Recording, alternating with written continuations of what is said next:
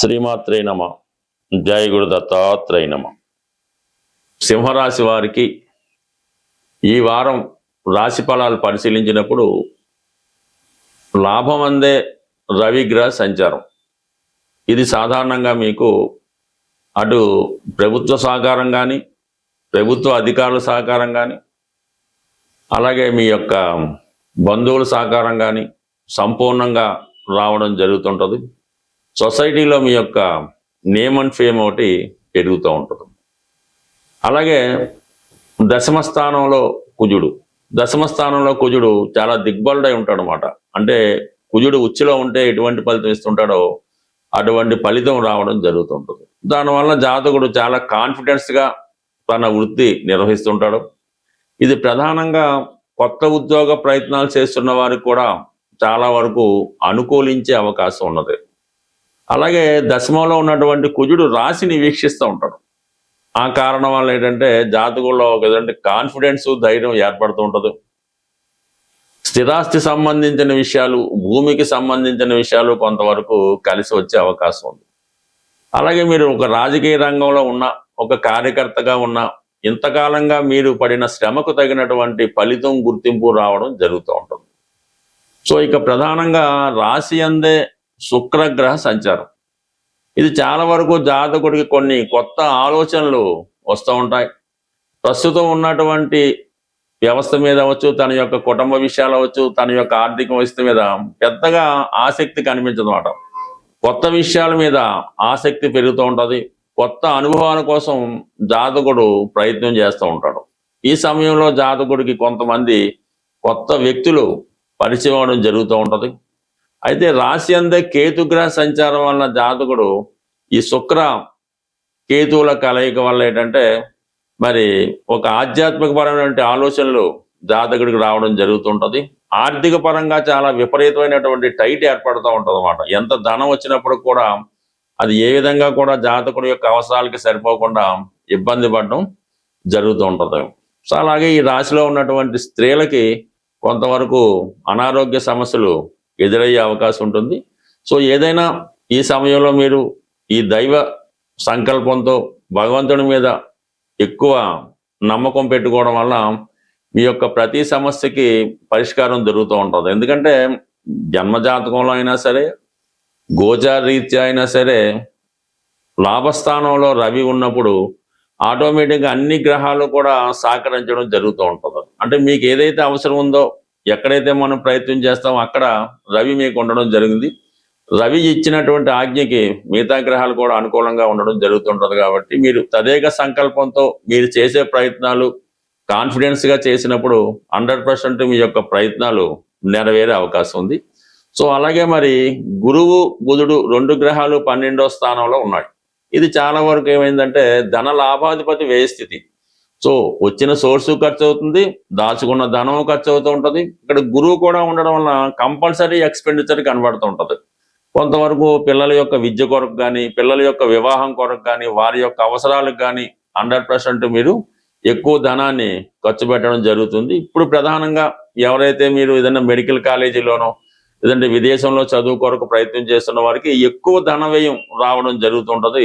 దానివల్ల ఆర్థిక విషయాల్లో ప్లాన్ చేసుకోండి. బట్ అంటే ఇది ఎంత కూడా వేస్ట్ అవ్వదు. ప్రతి రూపాయి కూడా అవసరమైందే కాబట్టి జాతకుడు ఈ విషయంలో కొంతవరకు ఆర్థిక పరమైన టైట్ని ఎదుర్కోవాల్సి ఉంటుంది.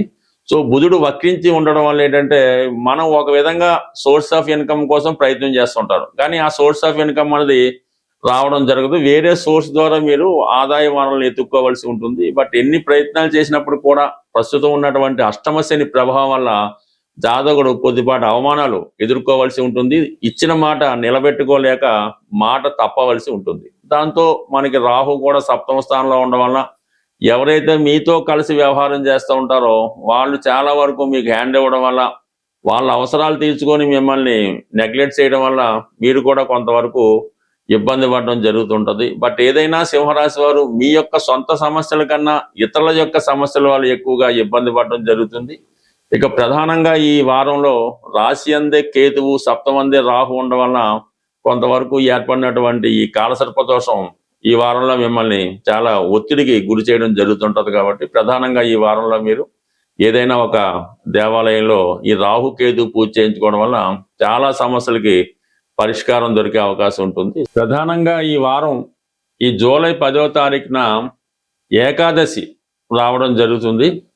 సాధ్యమైనంత వరకు ఎక్కువ ఇబ్బందుల్లో ఉన్నవాళ్ళు ప్రతి ఏకాదశికి నియమంగా ఉంటూ సత్యనారాయణ స్వామి వారి వ్రతం చేయించుకోవడం కానీ, సత్యనారాయణ స్వామి వారి ఆలయం దర్శించడం కానీ, లేదన్నా ఎవరైనా ఈ వ్రతం ఆచరిస్తున్నప్పుడు అక్కడ మీరు కూడా పాల్గొనడం వల్ల కంప్లీట్గా మీకు ఈ ఏకాదశి నియమం పాటించడం వల్ల ప్రతి నెలకి 2 సార్లు ఈ ఏకాదశి రావడం జరుగుతుంటుంది.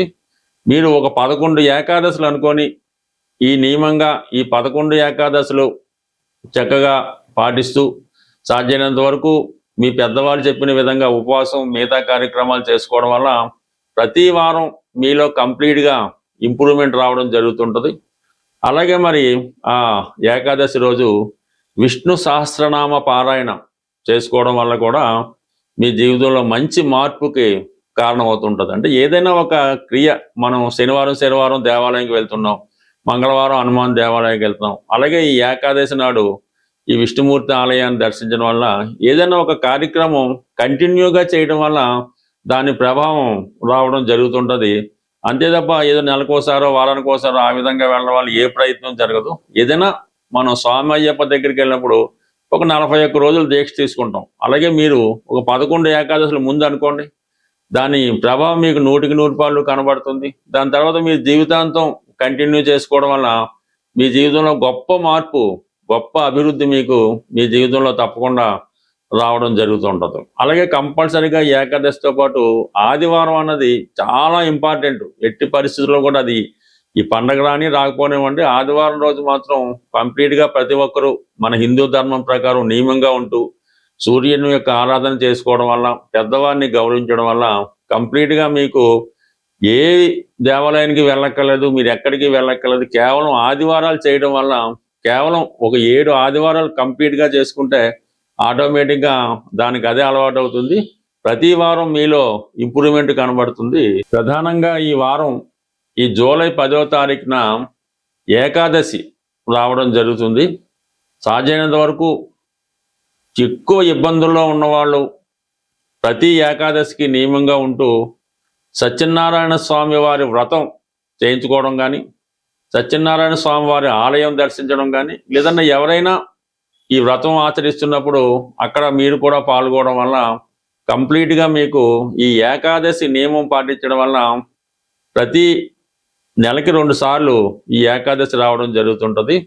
మీరు ఒక 11 ఏకాదశులు అనుకొని ఈ నియమంగా ఈ 11 ఏకాదశులు చక్కగా పాటిస్తూ సాధ్యమైనంత వరకు మీ పెద్దవాళ్ళు చెప్పిన విధంగా ఉపవాసం మిగతా కార్యక్రమాలు చేసుకోవడం వల్ల ప్రతి వారం మీలో కంప్లీట్గా ఇంప్రూవ్మెంట్ రావడం జరుగుతుంటుంది. అలాగే మరి ఆ ఏకాదశి రోజు విష్ణు సహస్రనామ పారాయణ చేసుకోవడం వల్ల కూడా మీ జీవితంలో మంచి మార్పుకి కారణమవుతుంటుంది. అంటే ఏదైనా ఒక క్రియ, మనం శనివారం దేవాలయానికి వెళ్తున్నాం, మంగళవారం హనుమాన్ దేవాలయానికి వెళ్తున్నాం, అలాగే ఈ ఏకాదశి నాడు ఈ విష్ణుమూర్తి ఆలయాన్ని దర్శించడం వల్ల ఏదైనా ఒక కార్యక్రమం కంటిన్యూగా చేయడం వల్ల దాని ప్రభావం రావడం జరుగుతుంటుంది. అంతే తప్ప ఏదో నెలకోసారో వారానికోసారో ఆ విధంగా వెళ్ళడం వల్ల ఏ ప్రయత్నం జరగదు. ఏదైనా మనం స్వామి అయ్యప్ప దగ్గరికి వెళ్ళినప్పుడు ఒక 41 రోజులు దీక్ష తీసుకుంటాం. అలాగే మీరు ఒక 11 ఏకాదశులు ముందు అనుకోండి, దాని ప్రభావం మీకు 100% కనబడుతుంది. దాని తర్వాత మీ జీవితాంతం కంటిన్యూ చేసుకోవడం వల్ల మీ జీవితంలో గొప్ప మార్పు, గొప్ప అభివృద్ధి మీకు మీ జీవితంలో తప్పకుండా రావడం జరుగుతుంటుంది. అలాగే కంపల్సరీగా ఏకాదశితో పాటు ఆదివారం అన్నది చాలా ఇంపార్టెంట్. ఎట్టి పరిస్థితుల్లో కూడా అది ఈ పండగ రాని రాకపోనివ్వండి, ఆదివారం రోజు మాత్రం కంప్లీట్గా ప్రతి ఒక్కరూ మన హిందూ ధర్మం ప్రకారం నియమంగా ఉంటూ సూర్యుని యొక్క ఆరాధన చేసుకోవడం వల్ల, పెద్దవారిని గౌరవించడం వల్ల కంప్లీట్గా మీకు ఏ దేవాలయానికి వెళ్ళక్కర్లేదు, మీరు ఎక్కడికి వెళ్ళక్కర్లేదు. కేవలం ఆదివారాలు చేయడం వల్ల, కేవలం ఒక 7 ఆదివారాలు కంప్లీట్గా చేసుకుంటే ఆటోమేటిక్గా దానికి అదే అలవాటు అవుతుంది. ప్రతి వారం మీలో ఇంప్రూవ్మెంట్ కనబడుతుంది.